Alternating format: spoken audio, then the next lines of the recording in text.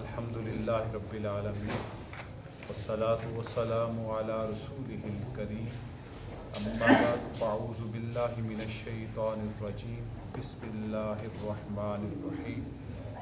لن تنالوا البر حتى تنفقوا مما تحبون وما تنفقوا من شيء فإن الله به عليم صدق الله العظيم اللهم صل على محمد وعلى آل محمد كما صليت على إبراهيم وعلى آل إبراهيم إنك حميد مجيد اللهم بارك على محمد وعلى آل محمد كما باركت على إبراهيم وعلى آل إبراهيم إنك حميد مجيد رب زدني علما رب اشرح لي صدري ويسر لي أمري واحلل عقدة من لساني يفقهوا قولي۔ سورہ آل عمران آیت نمبر 92 ہے۔ ارشاد باری تعالیٰ ہے لن تنالوا البر، ہرگز نیکی میں کمال حاصل نہ کر سکو گے، حتی تنفقوا مما تحبون، یہاں تک کہ اپنی پیاری چیز سے کچھ خرچ کرو، وما تنفقوا من شیء، اور جو چیز تم خرچ کرو گے، فإن اللہ بہ علیم، بے شک اللہ اسے جاننے والا ہے۔ یہ آیت مبارکہ سورہ آل عمران کی اور چوتھے پارے کی پہلی آیت، اس میں اللہ تعالیٰ انفاق فی سبیل اللہ کے راستے میں خرچ کرنے کے معیار کو اور پیمانے کو بیان فرما رہے ہیں، اور کمال نیکی کا تعین اور اس کا معیار مقرر فرما رہے ہیں۔ لفظ بر اور اسی طرح لفظ بر، بے کے کسرہ کے ساتھ، زیر کے ساتھ اور بے کے ہی زبر یعنی فتحہ کے ساتھ قرآن مجید میں یہ لفظ استعمال ہوا ہے۔ اگر ہم بات کریں لفظ بر کی فتحہ کے ساتھ، تو ایک اللہ تعالیٰ کی صفت ہے البر الرحیم، یہ اللہ کی صفت ہے البر، اور البار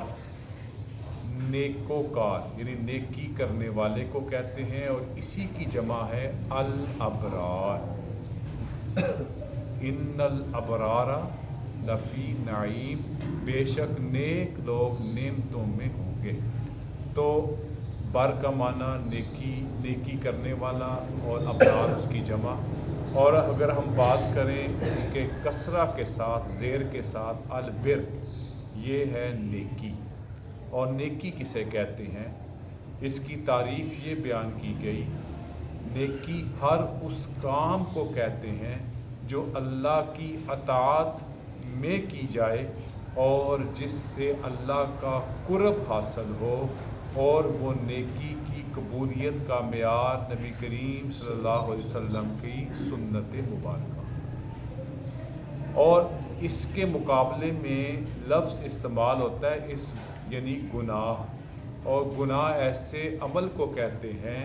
جو اللہ کی نافرمانی پر کیا جائے، نافرمانی ہو جس میں، اور اس سے اللہ کی دوری، خصوصی طور پر اللہ کی رحمت سے دوری ہوتی ہے۔ اور گناہ، ایک حدیث مبارکہ میں نبی علیہ الصلوۃ والسلام نے فرمایا، نیکی وہ ہے کہ جس کے، حدیث کا مفہوم ہے، نیکی وہ ہے کہ جس کے کرنے کے بعد انسان کا دل مطمئن رہے، اور گناہ وہ ہے کہ جس کے کرنے کے بعد انسان کے دل میں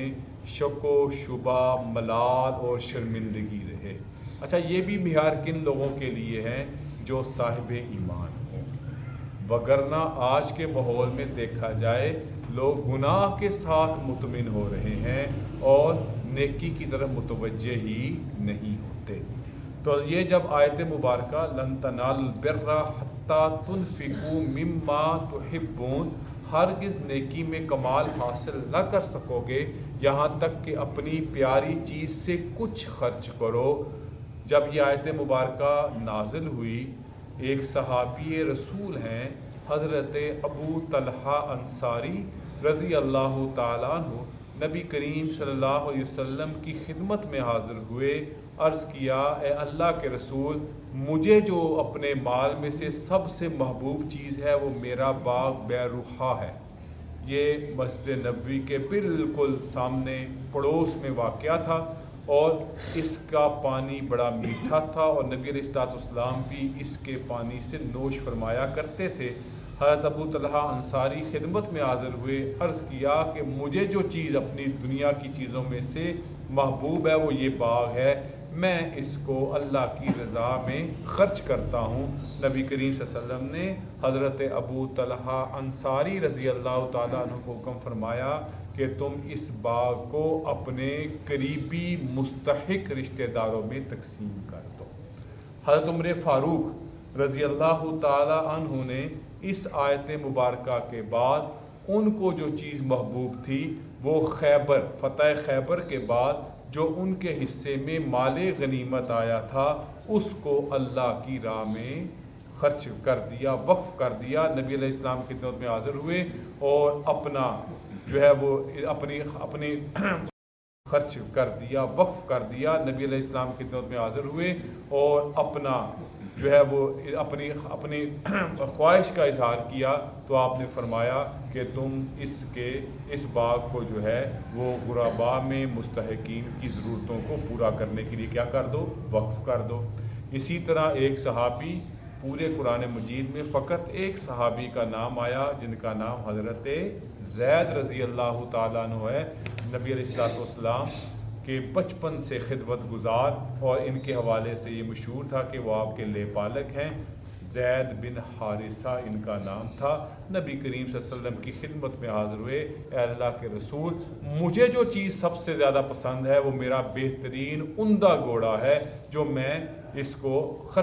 راہ خدا میں اس کو خرچ کرنا چاہتا ہوں، آپ اس کو قبول فرمائیے۔ نبی کریم صلی اللہ علیہ وسلم نے حضرت زید بن حارثہ رضی اللہ تعالیٰ کو حکم فرمایا کہ یہ تم بہترین گھوڑا اپنے بیٹے حضرت اسامہ رضی اللہ تعالیٰ عنہ کو دے دو، کیونکہ وہ اس گھوڑے پہ اس کو ضرورت ہے کہ اس گھوڑے پہ سوار ہو کر میدان جہاد میں جہاد کرے۔ حضرت زید کے دل میں کچھ ملال آیا کہ میرا گھوڑا میرے ہی بیٹے کو مل گیا، میں تو چاہ رہا تھا کہ کسی اور کے پاس جائے، تو یہ گھر کی چیز گھر میں رہ گئی۔ تو نبی علیہ السلام فرمایا اے زید اس پر دل کو غمگین نہ کر، تیرا بیٹا اس کا زیادہ مستحق ہے اور اللہ کے ہاں اس کی قبولیت ہو گئی تو بے فکر رہ۔ حضرت عبداللہ ابن عمر رضی اللہ تعالیٰ عنہ نبی علیہ السلام کی خدمت میں حاضر ہوئے، انہوں نے اپنی بہترین رومی لونڈی، بڑی خوبصورت تھی، انہوں نے اس کو آزاد کر دیا اور فرمایا کرتے تھے کہ اگر میں لونڈیوں میں سے کسی کے ساتھ نکاح کرتا تو اس کے ساتھ کرتا، لیکن میں نے اس کو اللہ کی رضا کے لیے آزاد کر دیا، یعنی میں نے اس کو کہا اب تو جو چاہے اپنا فیصلہ کر لے۔ یعنی یہ صحابہ کرام رضی اللہ تعالیٰ عنہ اجمعین کے چند واقعات ہیں جنہوں نے اپنے مال میں سے بہترین مال اللہ کی راہ میں خرچ کیا۔ یہاں پہ اب ترجمے میں دیکھیں، جیسے کہ دوسرے مفسرین نے بھی اپنے ترجمے مما کچھ خرچ کرو، یعنی اپنے سارے مال میں جو چیز تمہیں جو اس میں سے کچھ جو بھی پسند ہے اس میں خرچ کرو، تم اس آیت مبارکہ کے حکم کو پورا کر لو گے اور کمال نیکی کو حاصل کر لو گے۔ اب ہم آتے ہیں اپنے رویے کی طرف، ہمیں بھی چاہیے کہ اپنا محبوب مال رائے خدا میں خرچ کریں جس کی دل میں محبت ہو۔ ہماری نیکی کا معیار کیا ہے کہ ہم ردی چیز، فالتو چیز، جس چیز کی ہمیں ضرورت نہیں رہتی ہم اس کو کیا کرتے ہیں، کسی غریب مستحق کی ضرورت کے لیے پیش کر دیتے ہیں۔ آپ نے اب تو وہ پہلے چند سال پہلے یہ ایک سلسلہ شروع ہوا تھا، دیوار مہربانی، وہ ایک دیوار پہ رنگ شنگ کر کے 4 کیل ٹھونک دیے اور وہاں پہ کچھ موسمی تبدیلی کے بعد جو کپڑے گھروں سے نکل وہاں لٹکا دیتے تھے اور وہ کپڑے عموماً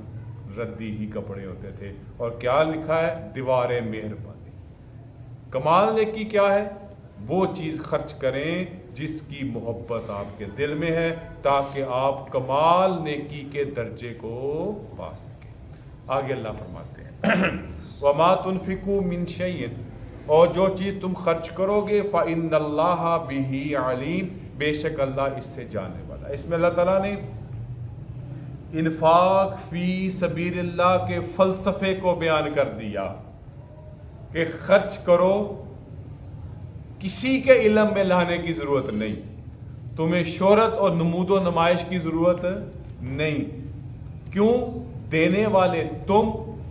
ضرورت مستحق کی پوری ہو رہی ہے، اور اللہ خوب جانتے ہیں کہ تم نے اس مال کو کتنا خرچ کیا، کس حیثیت میں خرچ کیا، کس کیمیت میں خرچ کیا، کہاں خرچ کیا، اور کس نیت کے ساتھ کیسا خرچ کیا۔ علیم لفظ اس بات کی طرف نشاندہی کرتا ہے کہ اللہ کا علم اتنا گہرا ہے کہ اللہ کے علم سے کوئی چیز بھی چھپی ہوئی اور مخفی نہیں ہے۔ تو لہٰذا ہمیں ایک تو اپنی بہترین محبت والی، دل کو لگنے والی چیز اللہ کی راہ میں ضرورت مندوں پر خرچ کرنی چاہیے، اور دوسرا جو خرچ کریں اس کا شور شرابہ وویلا، شہرت، نمود و نمائش سے پرہیز کرنی چاہیے، تاکہ اللہ کے ہاں اس نیکی کو کمال سے کمال درجہ حاصل ہو جائے۔ تو ایک بات ضمناً عرض کر دیتا ہوں، ایسی ذہن میں آ گئی، عموماً جب ہمارے ہاں کوئی بندہ فوت ہو جاتا ہے تو وہ اپنے رواج اور اپنی روایت کے مطابق وہ کبھی تیسرے دن، کبھی دوسرے دن، کبھی 10ویں دن اکٹھے ہو جاتے ہیں، اور کچھ پڑھا کے ایک لمبی سی لسٹ مولوی صاحب کے سامنے رکھ دیتے ہیں کہ اس مرنے والے کے لیے ہم نے اتنی مرتبہ یہ پڑھا، اتنی مرتبہ یہ پڑھا، اتنی مرتبہ۔ اور مولوی صاحب جہاں پہ یہ رواج ہے، مجھے بھی کبھی کبھی اس طرح کی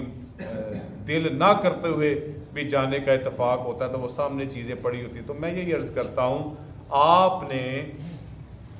جس مرنے والے کی ایصال ثواب کے لیے پڑھا، اور اللہ اس ایصال کو پہنچانے والے ہیں، اس ثواب کو اللہ کے علم میں ہے کہ آپ نے کیا پڑھا ہے۔ یہ لمبی چوڑی فہرست بنا کر آپ کیا کمال دکھانا چاہتے ہیں؟ آپ لوگوں کو کمال دکھا کر اس مرنے والے کے ساتھ زیادتی، فہرست بنا کر آپ کیا کمال دکھانا چاہتے ہیں؟ آپ لوگوں کو کمال دکھا کر اس مرنے والے کے ساتھ زیادتی کر رہے ہیں۔ جس طرح ہم زندہ ہیں تو ہم جب نیکی کریں اپنے ثواب کے لیے، اس میں اخلاص کی ضرورت ہے، اسی طرح جب مرنے کے لیے ایصال ثواب کریں تو اس کو بھی اتنے ہی اخلاص کی ضرورت ہے، وہاں پر بھی دکھلاوے کی ضرورت نہیں ہے۔ اس لیے عموماً میں اس طرح کی مجلس میں جب جانے کا اتفاق ہو تو میں یہ عرض کیا کرتا ہوں، اپنے مرنے والے کے لیے 3 مرتبہ بھی سورہ اخلاص کے ساتھ پڑھ لو گے، یقیناً اللہ تعالیٰ، جیسے کہ حدیث مبارکہ کا مفہوم ہے، ایک قرآن کے برابر اس کے نامہ اعمال میں ثواب لکھ دیں گے، بجائے اس کے کہ لمبے چوڑے عمل کو دکھلاوے کے لیے کیا جائے، اور چھوٹا سا عمل بھی اگر ریاکاری سے، دکھلاوے سے خالی ہوگا تو اللہ تعالیٰ یقیناً اس کو بھی احد پہاڑ کے برابر اجر و ثواب میں لکھ دیں گے۔ اللہ تعالیٰ ہماری اصلاح فرمائے، ہماری نیتوں کو درست فرمائے، ہماری نیکیوں کو کمال نصیب فرمائے۔ وآخر دعوانا ان الحمدللہ رب العالمین، الحمدللہ رب العالمین، والصلاة والسلام علی رسولہ الکریم۔ ربنا آتنا فی الدنیا حسنۃ وفی الآخرۃ حسنۃ وقنا عذاب النار۔ ربنا هب لنا من ازواجنا وذرياتنا قرة اعین واجعلنا للمتقین اماما۔ ربنا اغفر لنا من كل ذنوب من الصغائر والكبائر۔ ربنا اغفر لنا وارحمنا وانت مولانا فانصرنا على القوم الكافرين۔ وصلى الله تعالى على خير خلقه محمد وعلى آله وأصحابه وأزواجه وبناته وآله وأهل بيته أجمعين برحمته۔